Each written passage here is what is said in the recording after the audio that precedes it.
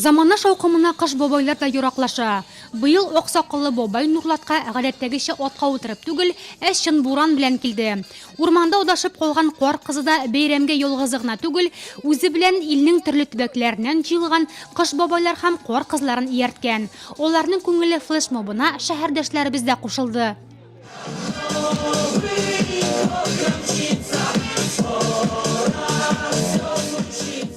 Желаю вашим семьям счастья, благополучия, удачи, везения, чтобы наш Нурлатский район продолжал процветать, укрепляться и, конечно же, вносил огромный вклад в копилку нашей республики. Узып баручы елның соңгы көне Марат һәм Наталья өчен тормышларында иң мөһим вакыйга белән истә калыр мөгаен. Бүген шәһәрнең үзәк мәйданында алар яңа ир белән хатын статусына ия булды.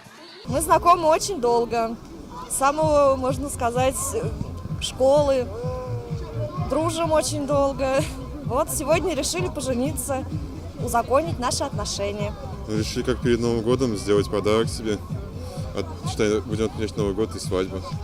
Күп балалы Кәримовлар гаиләсе исә бәйрәмнән өр-яңа газель машинасы белән кайтып китәчәк. Үзләренең 2 баласы өстенә алар 11 баланы тәрбиягә алган. Хәзер салган зур йортларында да, яңа машиналарында да һәркемгә дә урын җитәрлек. Безнең гаиләгә бик тә автобус кирәк иде. Шул сорау белән без президентка обратились та һәм бүген безгә автобусның ачкычын тапшырдылар. Бик зур рәхмәт. Хәзер инде без бу автобуска барыбыз да сыя алабыз и бергә экскурсияларга, поездкаларга инде җирибез. Бәйрәмдә иң яхшы бизәлгән Яңа ел бинасы конкурсына йомак ясалды. Административ биналар һәм предприятиеләр фасадын бизәү буенча беренче урынга Нурлатнефть НГДУсы, шәһәр микрорайоннары арасында иң матур бизәлгән чыршы Нурлат газ идарәсенеке булып чыкты. Шәхси йортлар һәм балконнар арасында Хлебушкинларга, социаль мәдәни көнкүреш биналар арасында шәһәрнең 3нче мәктәбенә тиңнәр табылмады. Победа в конкурсе школьных территорий была неожиданная, но заслуженная, потому что в этот зимний городок был вложен труд педагогического коллектива, учащихся нашей школы, ну и, конечно же, не остались в стороне родители. Всем огромное спасибо. Это очень значимая победа в преддверии наступающего Нового года. Бәйрәм сәхнәсендә узып баручы һәм киләсе ел кыш бабайлары очрашты. 2016 ел Аксакалы яңасына 2017 елның символы булган әтәч бүләк иткәч, урман гүзәлен кабызу бурычы да икесенә йөкләнде.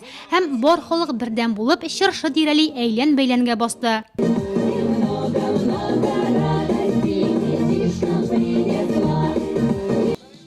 Быелгы Яңа ел Нурлатның бер төркем укучысы өчендә истә калырлык булды. Алар Бердәм Россия сәяси партиясе үткәргән бәйрәм сувениры конкурсы җиңүчеләре. Специально для этого конкурса мы вместе с мамой делали петуха из пенопласта, обклеили его перьями. Я очень рад, что я занял первое место. Я буду стараться в следующем году. Халыкта иң яхшы җыр җырланмаганы, иң матур шәһәр төзелмәгәне, иң уңышлы ел киләсе ел дигән гыйбарә йөри. Нурлатлылар исә моның киресен раслады. Иң матур шәһәрдә, иң матур җырларны җырлап, иң яхшы елны узатып, үзләренә күңелле бәйрәм ясады.